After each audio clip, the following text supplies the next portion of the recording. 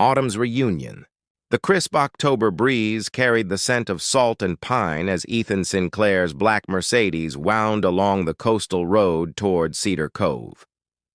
12 years had passed since he'd seen this stretch of shoreline, yet every curve in the road felt eerily familiar. The success he'd built, a technology empire worth billions, seemed to shrink with each mile marker that brought him closer to his past. In 300 feet, you have reached your destination, announced the navigation system, its clinical voice jarring against the flood of memories. Ethan adjusted his watch, an expensive habit he'd developed when nervous. The call about his grandmother's passing had been unexpected, as was the news that she'd named him executor of her estate. 1 week, he'd told his executive team, just enough time to settle affairs and escape back to the life he'd constructed far from here. The main street of Cedar Cove looked like a postcard of small-town coastal charm. Hanging flower baskets swayed from lampposts, and shop windows displayed autumn decorations. Ethan slowed as he passed Sinclair House, his grandmother's Victorian home that stood overlooking the harbor. He couldn't bring himself to stop there yet. Instead, he parked outside the Harborview Inn, grabbed his leather weekend bag, and stepped into the crisp air. His tailored suit felt suddenly excessive among the casual passers-by. "Ethan? Ethan Sinclair?" He turned to find Sam Fletcher, his childhood friend, now sporting a sheriff's badge. "The prodigal son returns," Sam grinned, extending his hand. "Though I hear it's more like the prodigal billionaire these days." Ethan returned the handshake with a genuine smile. "Just Ethan here, Sam. Good to see you."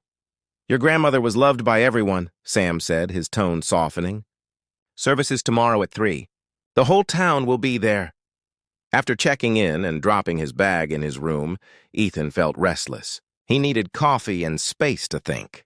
The inn's clerk had recommended Pages and Lattes, apparently the best bookstore cafe in town. The shop occupied the corner building with large windows and a wraparound porch. Bookshelves lined the walls, and cozy reading nooks invited lingering. The scent of books and freshly ground coffee mingled in the air. A few patrons glanced up as he entered, the bell above the door announcing his arrival. And then he saw her. Olivia Carter stood behind the counter, sliding a book across to a customer with a warm smile. Her chestnut hair was shorter than he remembered, falling in soft waves to her shoulders, and fine lines at the corners of her eyes spoke of years of laughter he hadn't been part of. She looked up at the sound of the bell. Their eyes met across the room. Time collapsed. 12 years vanished in a heartbeat. He remembered summer nights on the beach, whispered promises, and the letter he'd written but never sent. The book she was holding slipped from her fingers, landing with a soft thud on the counter. "Welcome to Pages and Lattes," she managed, her voice steady despite the color draining from her face. "What can I get you?" Ethan approached the counter, aware of curious eyes watching their exchange. "Hello, Liv," he said quietly, the nickname slipping out before he could stop it. "No one's called me that in years," she replied, tucking a strand of hair behind her ear, a gesture so familiar it made his chest ache. "I go by Olivia now." "Olivia," he corrected himself. "I didn't know you owned this place." "There's a lot you don't know," she said, her tone gentle but pointed. "Coffee?" "Black, please." As she prepared his order, her movements were precise, practiced. A delicate silver bracelet encircled her wrist, not the one he'd given her for her birthday all those years ago. "I heard about Eleanor," she said, handing him the coffee. "I'm sorry. She was special to everyone here." "Thank you." Their fingers brushed during the exchange, and Ethan felt an unexpected jolt. "I'm just here to settle her affairs.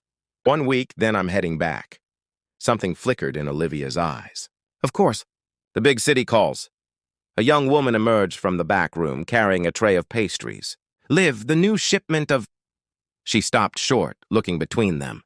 "Oh, sorry. It's fine, Rachel," Olivia said.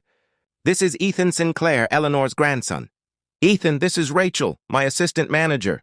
Recognition dawned on Rachel's face. "The Ethan?" Olivia shot her a warning glance.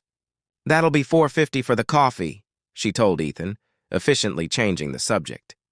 As he paid and turned to leave, Ethan found himself saying, "Maybe we could catch up sometime." Olivia's expression was unreadable. Maybe. Cedar Cove is small. I'm sure we'll run into each other again. Outside, Ethan took a deep breath of sea air. The coffee cup warmed his hands as he walked toward the harbor, where boats bobbed gently in the afternoon light. 1 week suddenly felt both too long and impossibly short. Behind him, in the bookstore, Olivia watched his retreating figure through the window, her heart racing in a way it hadn't in 12 years. Whispers of yesterday. The morning fog clung to Cedar Cove like a veil, obscuring the harbor as Ethan made his way toward Sinclair House. He'd avoided it yesterday, but Eleanor's attorney would be meeting him there to discuss the estate. The Grand Victorian came into view, its blue paint weathered but dignified against the gray sky. Uncle James stood on the porch, arms crossed over his flannel shirt. The years had turned his hair completely silver, but his stance remained as stubborn as Ethan remembered. "Didn't think you'd actually come," James said, not moving from his post. "She asked me to," Ethan replied simply, climbing the steps. The tension between them was a living thing, born from the night Ethan had left town after their explosive argument about his future. "Well, you're here now. Better late than never, I suppose." James unlocked the door, the familiar creak of hinges transporting Ethan to childhood summers spent running through these halls. Inside, Eleanor's presence lingered in every corner, books stacked by her favorite armchair, reading glasses perched on top, a half-finished crossword puzzle. Ethan swallowed hard against the rush of guilt. He should have visited more. "Attorney's running late. Storm's slowing everyone down," James said, putting on coffee. "Supposed to get worse this afternoon." They sat in uncomfortable silence until James finally spoke. "She was proud of you, you know. Kept every article about your company." Ethan looked up, surprised. "She never said. Would you have answered if she called?" The question hung between them, heavy with truth. The meeting with the attorney revealed that Eleanor had left Sinclair House to Ethan, along with her substantial property along the bluffs. The responsibility felt overwhelming as thunder began to roll outside. At Pages and Lattes, Olivia stared at the spreadsheets on her laptop, the numbers refusing to align in her favor. 3 more months of declining sales, and she'd have to consider selling the bookstore that had been her anchor after her dreams of writing had faded. "You've been staring at that screen for an hour," Rachel observed, placing a fresh cup of tea beside her. "Is this about the store or Mr. Billionaire's return?" "The store," Olivia insisted, though Ethan had occupied her thoughts since yesterday. "And he's just someone I used to know." "Right," Rachel smirked. "Just the guy whose name you mumble in your sleep when you doze off during our book club meetings." The bell chimed, and they both looked up to see Sam Fletcher entering, shaking rain from his jacket. "Storm's picking up. They're saying it might flood the lower streets. You ladies might want to close early." "Thanks for the warning," Olivia said, already calculating which books she needed to move from the lower shelves. The last flood had cost her thousands. As Rachel and Sam gathered sandbags for the door, the bell chimed again. Ethan stood in the doorway, rain dampening his expensive coat. "I heard about the flood warning," he said. "Need help?" Olivia wanted to refuse, to prove she didn't need him, but pragmatism won out. "We need to move everything from the bottom shelves. Rachel, can you finish the sandbags with Sam?" Working alongside Ethan felt strangely intimate. They moved in sync without speaking, anticipating each other's movements as they had years ago. "Your grandmother kept all my letters," Olivia said suddenly, shelving a rare first edition above her head. Ethan froze. "What letters?" "The ones I wrote after you left. Every week for a year." She didn't look at him. "She never told you?" "No," he said quietly. I thought you'd moved on immediately." The lights flickered, then went out completely. Thunder cracked overhead. "Perfect," Olivia muttered, fumbling for her phone's flashlight. "I have candles in the back," she said, leading the way. In the storeroom, her foot caught on a box and she stumbled. Ethan caught her, his hands warm and steady on her waist. They stood frozen, breath mingling in the darkness, memories flickering between them like the storm outside. "I never stopped wondering," he whispered, "what would have happened if I'd stayed." The candle Olivia lit cast golden shadows across their faces, illuminating 12 years of unspoken words. The bridge between us morning light revealed Cedar Cove's resilience. The storm had spared pages and lattes, thanks to their preparations, but other businesses hadn't been as fortunate. The community center's roof had partially collapsed, threatening to cancel the annual harvest festival that brought crucial tourism to local shops. "It's the biggest weekend for my store all year," Olivia explained as she and Ethan walked along the harbor, surveying the damage. Their evening, trapped by the storm, had eased something between them, creating a fragile truce. "Without festival sales, I might not make it through winter." Ethan watched a group of volunteers attempting to patch the community center roof. "What if we moved the festival to my grandmother's property? The bluffs overlook the entire bay. It's perfect for the celebration." Olivia stopped walking. "You do that?" "I can do more than offer space," he said, an idea forming. "Let me help save your bookstore." Her expression hardened. "I don't need your charity, Ethan." "It's not charity," he insisted. "It's an investment. In the community and in what matters." The town council enthusiastically approved the change of venue, and preparations for the festival began in earnest. Ethan found himself working alongside people he'd grown up with. Neighbors who had once known him before success had reshaped his identity. Uncle James watched from the porch as Ethan helped set up lights along the property's ancient oak trees. "Your grandmother would approve," James said when Ethan joined him for a water break. "She always believed this place should bring people joy." "I've been thinking about what you said," Ethan admitted. "About me not answering her calls. You were right." James's weathered hand landed on Ethan's shoulder, the first affectionate gesture between them in over a decade. "You're here now. That's what matters." At sunset, Ethan found Olivia on the bluff, checking the layout for the vendors. Golden light caught in her hair as she made notes on her clipboard. "The bookstore area is all set," he said, approaching. "I had them build extra shelving for your display." "Thank you." Her smile was genuine. "For all of this." They walked toward the cliff edge, where the view stretched endlessly across the ocean. Boats dotted the horizon, returning to harbor for the evening. "Do you remember the night before I left?" Ethan asked suddenly. "At the lighthouse?" Olivia's grip tightened on her clipboard. "I remember you promising we'd find a way to make it work. And then you were just gone." "My father called that night," Ethan revealed. "Said he'd cut off my college fund if I didn't end things with you. He thought you were holding me back from greater things." The bitterness in his voice was still fresh. "I left without saying goodbye because I couldn't bear to see your face when I told you I had to choose my future over us." "You could have told me the truth," she whispered. "I was 19 and terrified. By the time I realized my mistake, months had passed. I assumed you hated me." Moonlight silvered the waves below as Olivia turned to face him. "I never hated you, Ethan. I just didn't understand." He stepped closer, drawn by the gravitational pull that had always existed between them. "And now? Now, I'm trying to understand who we've become." Her breath caught as his hand gently cupped her cheek. Their kiss tasted of second chances and salt air, tentative at first, then deepening with years of longing. When they finally broke apart, Olivia rested her forehead against his.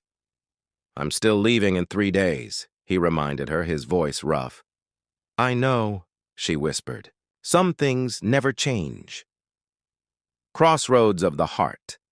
The Harvest Festival preparation transformed Sinclair House and the surrounding property into a wonderland of autumn splendor.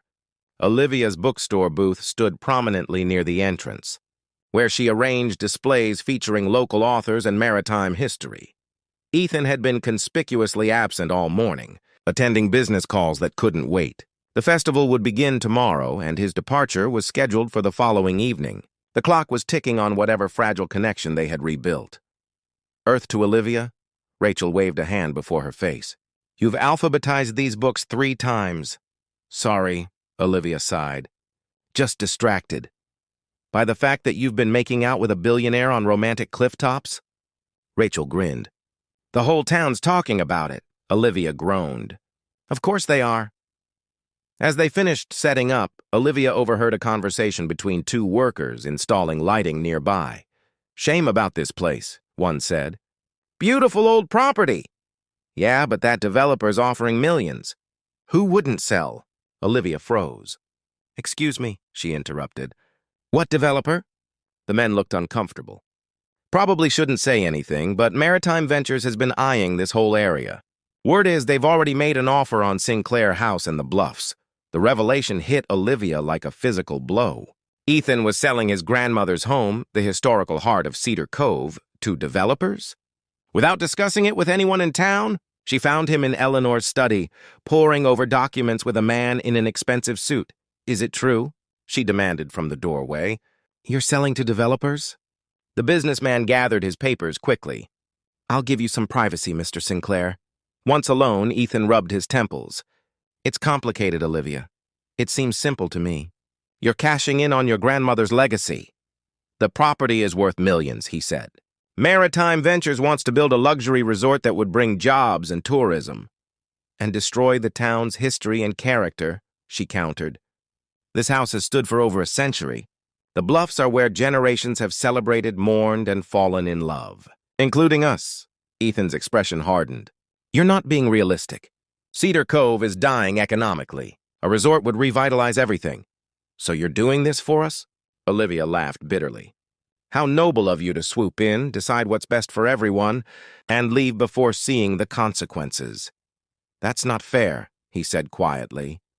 Neither is pretending you care about this place, about me, while secretly planning to sell it all off. She stepped back. I thought you'd changed, but you're still running away.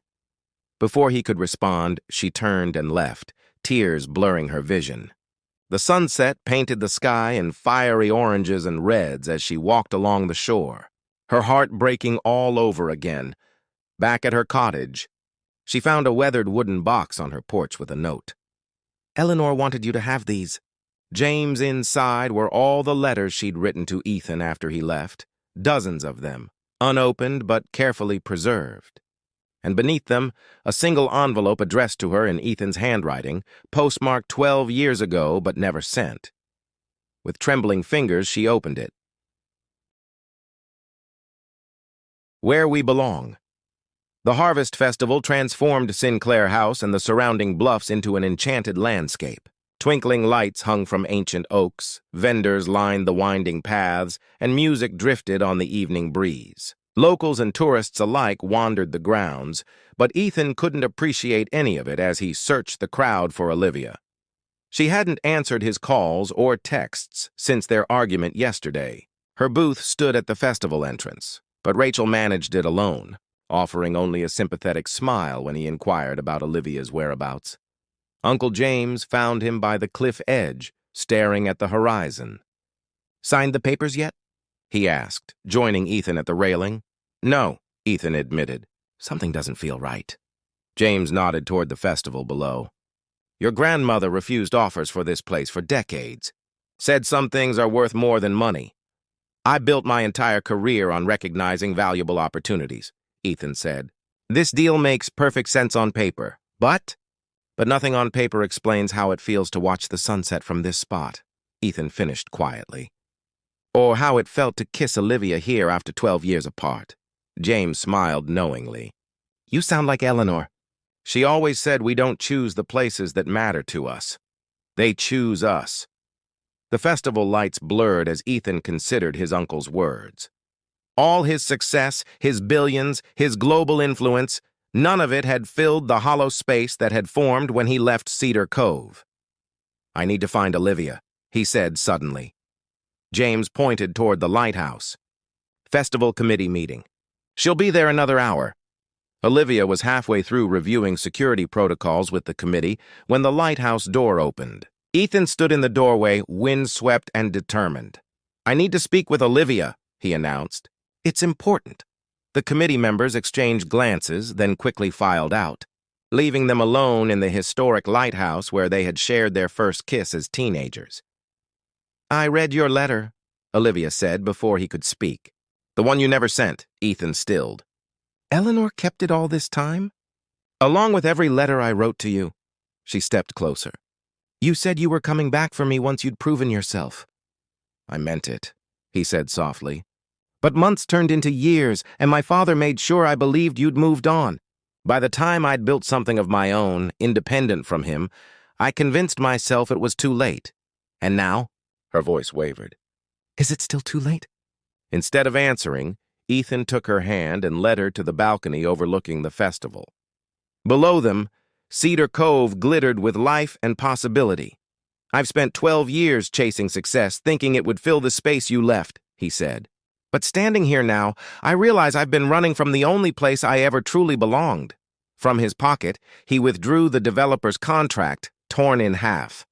"I'm not selling Sinclair House or the Bluffs." Hope flickered in Olivia's eyes. "What about your life in the city? Your company? I've called my executive team.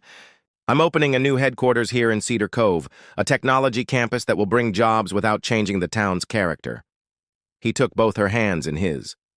"I'm staying, Liv, if you'll have me." Tears glistened in her eyes. "After all this time? Time doesn't matter when you find where you belong." He brushed a tear from her cheek. "And I belong wherever you are." Their kiss sealed a promise 12 years in the making. When they broke apart, breathless and laughing, the festival fireworks began, illuminating the sky above them. "Perfect timing," Ethan murmured against her lips. "Or terrible," she teased. "Now everyone's watching," he smiled, drawing her close. "Let them watch. I'm not hiding anymore." As they descended the lighthouse stairs, hand in hand, the citizens of Cedar Cove watched their prodigal son return, not just to his hometown, but to himself. Later that night, in the quiet of Sinclair House, Ethan and Olivia lay tangled together, whispering plans for tomorrow and all the days after. Outside, waves crashed against the bluffs, a timeless rhythm that had witnessed their separation and now celebrated their reunion. "Welcome home," Olivia whispered, tracing the contours of his face in the moonlight. Ethan smiled, finally understanding what his grandmother had known all along, that true wealth wasn't measured in billions, but in the courage to return to the heart's first home.